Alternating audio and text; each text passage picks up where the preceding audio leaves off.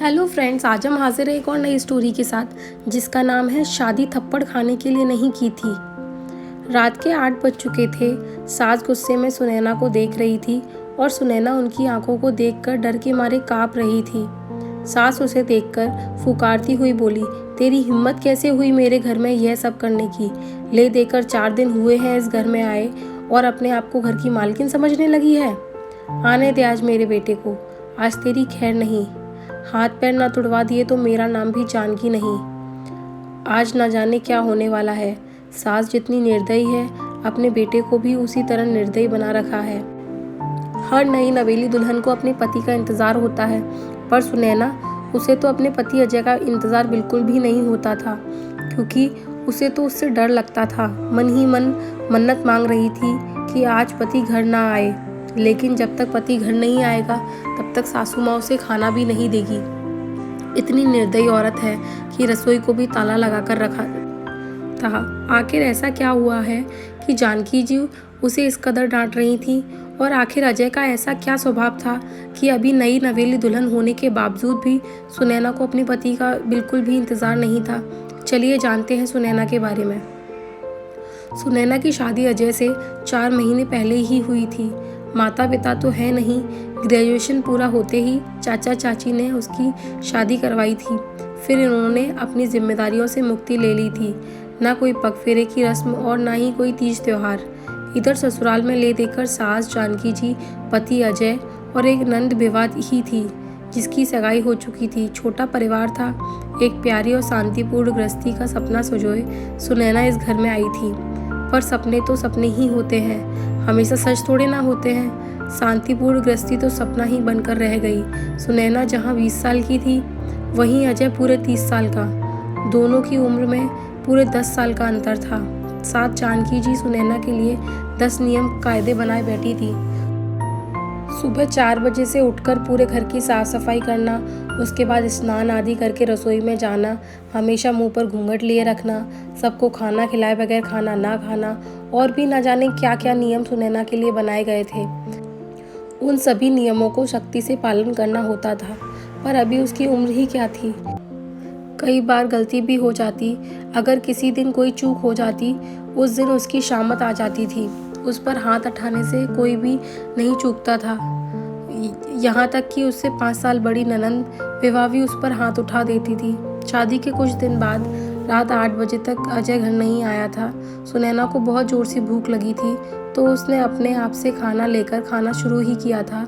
अभी पहला निवाला मुंह में गया ही था कि इतने में जानकी जी ने देख लिया और चिल्लाना शुरू कर दिया। जब सुनैना से बर्दाश्त नहीं हुआ तो उसने कहा, माँ जी, मुझे बहुत ज़ोरों से भूख लग रही थी, इसलिए खाना खा लिया। इससे पहले सासू माँ कुछ कहती, नंद विवाह ने आगे होकर सुनैना के गाल पर थप्पड़ रसीद कर दिया।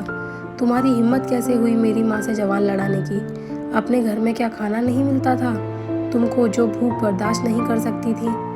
मेरा भाई तुम्हारा पति है, उसका इंतज़ार नहीं कर सकती थी? अरे औरतें तो अपने पति के लिए क्या से क्या कर जाएं। इतने में माँ बीच में बोल गई, रहने दे विवाह, क्या संस्कार सिखा रही है ऐसे? माँ बाप तो है नहीं, और इसके चाचा चाची ने यह मिट्टी का ढेला हमारे माथे मढ़ दिया है। रहने दे तू, मैं ही रसोई का ताला लगा देती हूँ। ना रहेगा अपने बांस, आप ही ना बजेगी एक तरफ बांसुरी। चुपचाप बैठ जाएगी। अपने आप ही चुप कहते हुए सासू माँ ने बैठ जाएगी। वो लगी हुई थाली को रसोई में ले जाकर रख दी और रसोई को ताला लगा दिया। जाकर रख दिया। नैना आंखों में आंसू लिए देखते ही रह गई। सुनैना 2 घंटे बाद अजय घर आया। तब जानकी जी और विवाह ने खूब नमक मिर्च लगाकर तब उसके सामने बातों को परोसा। नमक मिर्च लगाकर, और वह तो माँ का भक्त को परोसा। वो इतने गुस्से में आ गया कि उसने भी जाकर सुनैना के गाल पर थप्पड़ लगा दिया। उस दिन उसे खाना तक नहीं मिला, और अब आज का ही किस्सा ले नहीं मिला। सुनैना शाम का खाना बनाकर, अब आज का ही किस्सा ले लो, खाना खिला रही थी। शाम का खाना दोनों बाहर हॉल में बैठकर खाना खा रही थी।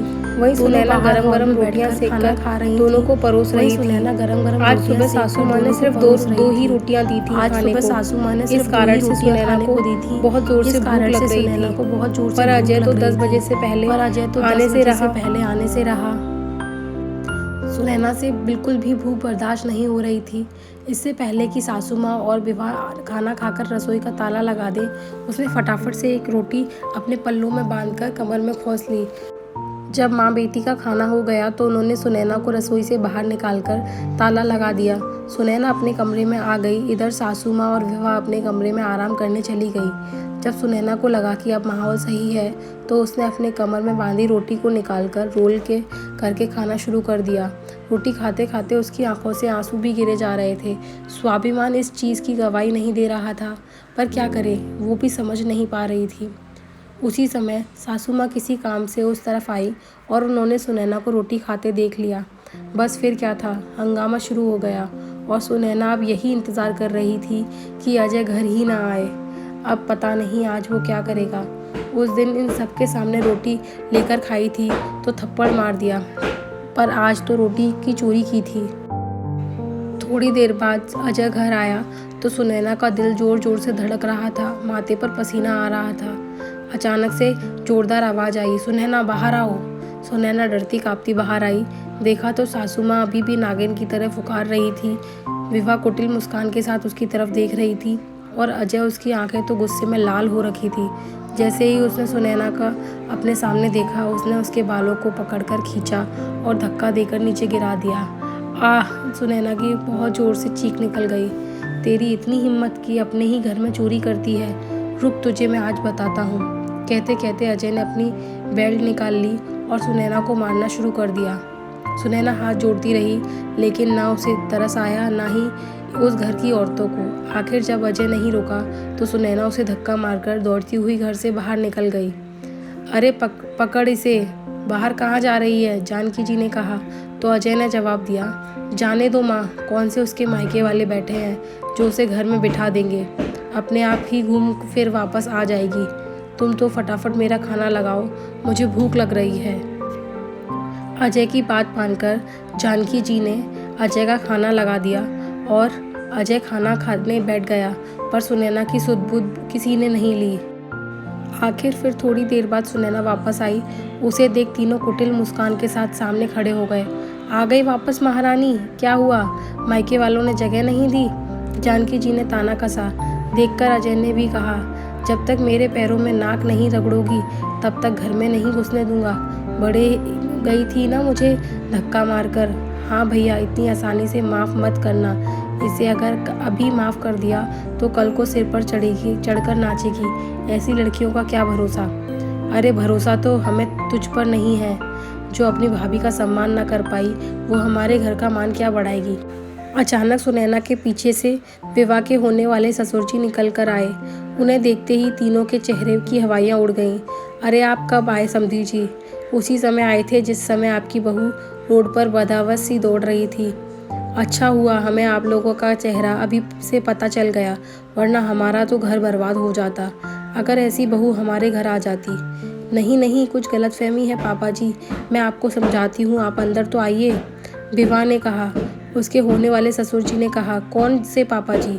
कैसे पापा जी? माफ़ करो, हम तो तुमसे कोई रिश्ता नहीं जोड़ना चाहते, और जो समझाना है ना वो पुलिस वालों खड़े हैं, उनको समझाइए। अचानक पीछे से पुलिस वाले निकल कर आए।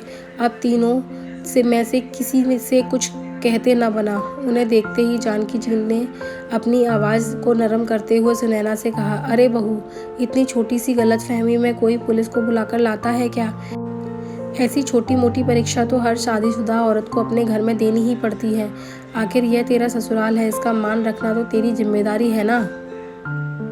माफ़ करना सासू माँ, मुझे ऐसी कोई परीक्षा देने का कोई शौक़ नहीं है। शादी थप्पड़ खाने के लिए नहीं की थी मैंने।